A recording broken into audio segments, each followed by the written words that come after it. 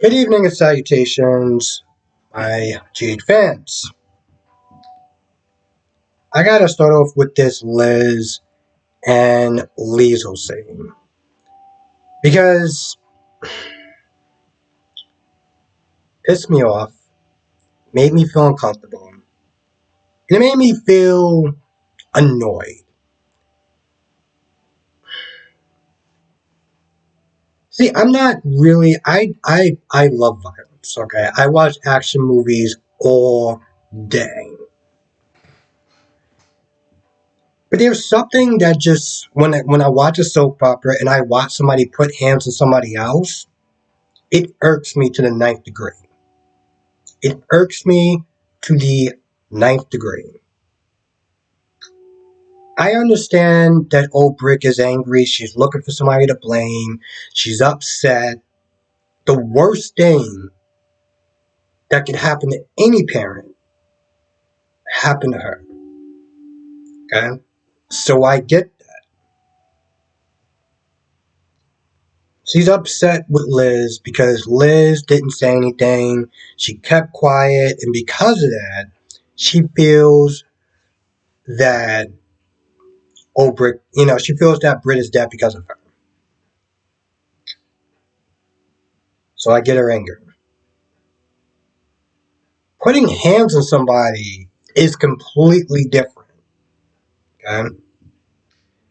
I was also really angry and super annoyed at how Liz handled that situation.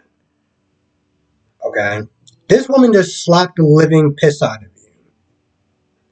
And your whole reaction is to tell Scotty to make sure that she's okay.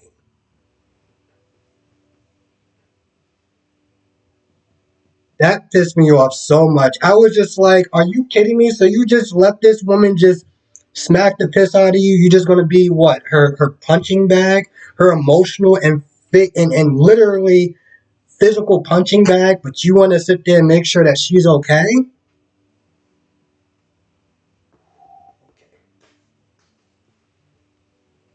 I get that she's guilt I get that she feels guilty, but it'll be a cold day in hell before anyone ever puts their hands on me and for me to be checking if they're okay.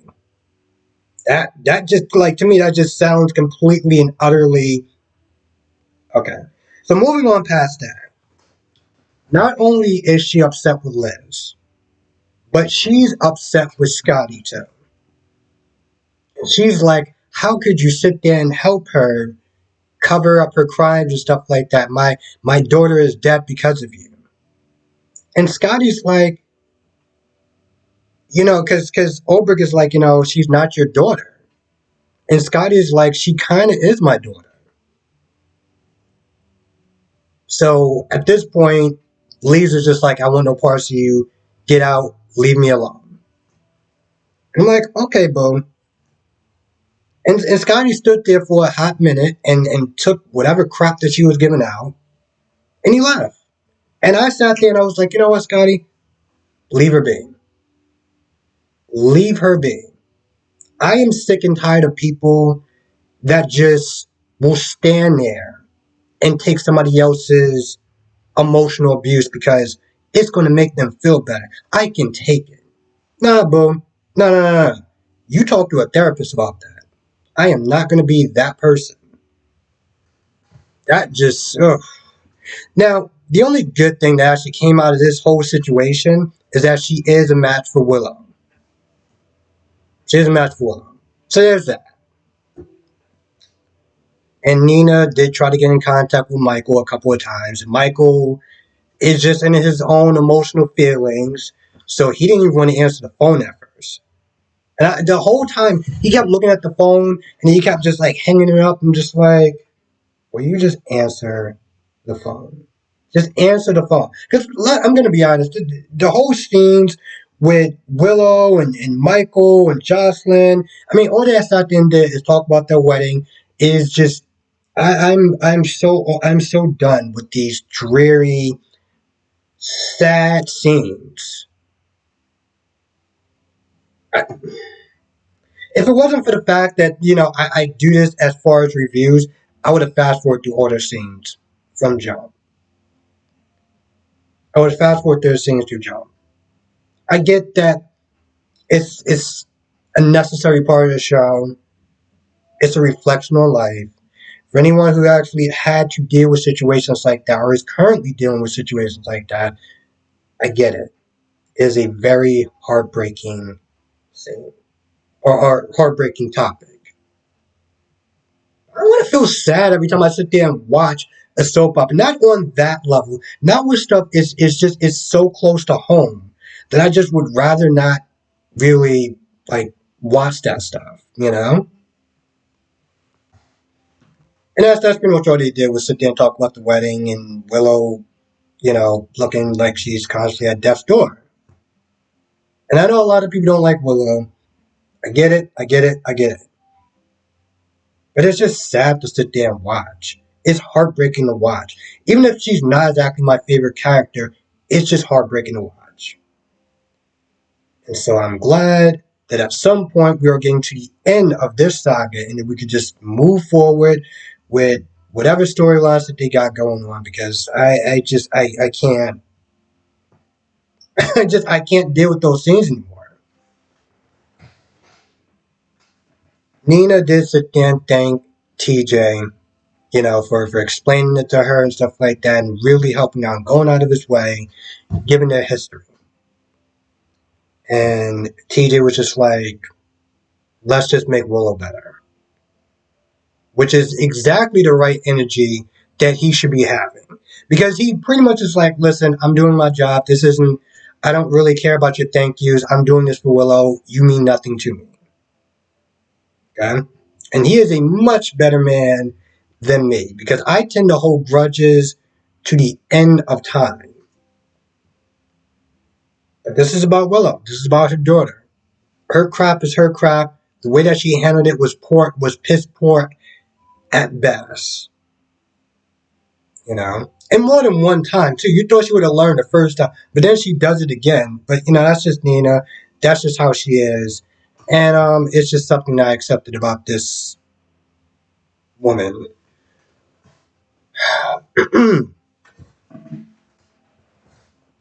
Dante is opening up that garage. I mean, not the garage, the stables. And Ava and Austin are just standing there, somewhat more panicked than before. I don't know. Maybe the director was like, no, you gotta actually look like you're more fearful, like you're more panicked, like your secret's about to be exposed, your life's about to be over. Life's about to be over. You're gonna be going to jail for a very long time. You need to have that look on your face. So they did a little bit more better than they did yesterday. At least that's how I feel. Of course, they open it up and there's no body. They just found the watch. Which, to be honest, I think everyone knew that they were not going to find a body. And so, that's exactly what they didn't do. They didn't find a body. Towards the end of the episode, guess who has that body? That's right. Port Charles' new resident, Bad Boy, a.k.a. Mason. Still got Nicholas on life support, talking to the boss, whoever this person is.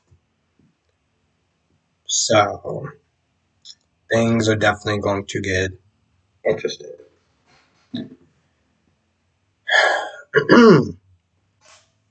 Told you, stick around for a little bit. I trust me, I get it. Some of this slow pacing, there's, like I said before, there's reasons why it says, the pace that it goes. So I'm looking forward to seeing how this part of the storyline is going to work.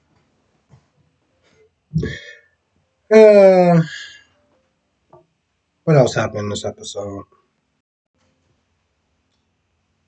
Dex and Sonny bond over food. As I was sitting there watching this whole scene, I kept thinking to myself, them talking about I forgot that woman's name. Sonny used to always go over their house because he had a bad childhood and stuff like that, and always would go there and um, learn how to cook from her. As I'm watching this whole scene, I'm sitting there thinking, is Dex still going to be able to go through with this whole thing? Because I'm feeling like I feel deja vu, all over again with Dante really bonding with Sonny and starting to question: is he doing the right thing? Should he sit there and take him down? Because Sonny has always been known as the mobster with a heart of gold. You know, even by the PCPD, as bad as Sonny is, there's always worse. Sonny has always, for a very long time, kept the violence to a minimum. Never wasn't there dealing with any sort of illegal substances. You know, so I was wondering, was he going to be able to still go through with this whole thing? After they finished bonding over food and said, "Oh, Jocelyn was there. Jocelyn and Carly was there." I almost forgot about that. Um, during that whole wedding talk. Now, towards the end of their conversation, Frank, I think that's his name, comes in there. He starts talking about the Pikeman group. And Sonny's like, all right, well, just clean up and then, just head on out. First of all, I'm just like, bro, you can't tell other people to do that. Like, don't you got other people that would, whatever. Dex is like, all right, so let's talk about that meeting. And Sonny was like, because Dex was like, oh, I mean, I want to know. I mean, I'm part of this whole Pikeman thing. Like, I feel like I need to know this stuff. Then he says something along the lines of, you were. I guess, granted, he's still going to be doing security, I'm assuming, but he's not going to be on the inner circles of how everything is going down, which is smart. Even if we didn't know that Dex was working undercover, still don't know him. You know what I'm saying? Like we still don't know him. We don't know how much we could sit there and trust this guy.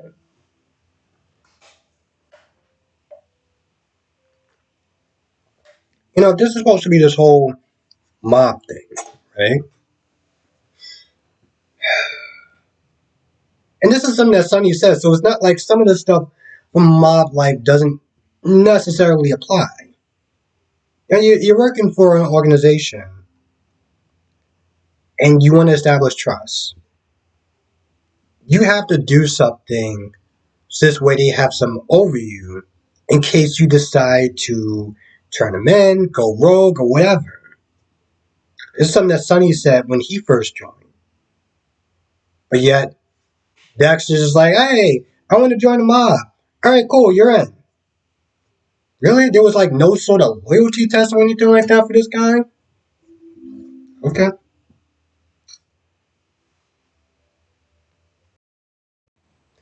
You know, a lot of these theories actually did come true. A lot of stuff that people were thinking about did really happen. A lot of people's like Nicholas isn't dead. Um, Olbrich was going to be a match. Nina was not going to be a match. A lot of this stuff did wind up coming true. So sometimes some of these spoiler channels or articles or wherever you get your news from, Twitter or whatever, a lot of this stuff did wind up coming out true. But I always say, whatever you watch these channels, always take some of this stuff with a grain of salt. Because a lot of times it's just. I feel like that's pretty much about it. I don't think I missed too much of anything else. But if I did, we'll talk about it during the live, like I always do. Monday through Friday, 8 p.m. Eastern, 5 p.m. Pacific. You have a great, you have a lot of fun.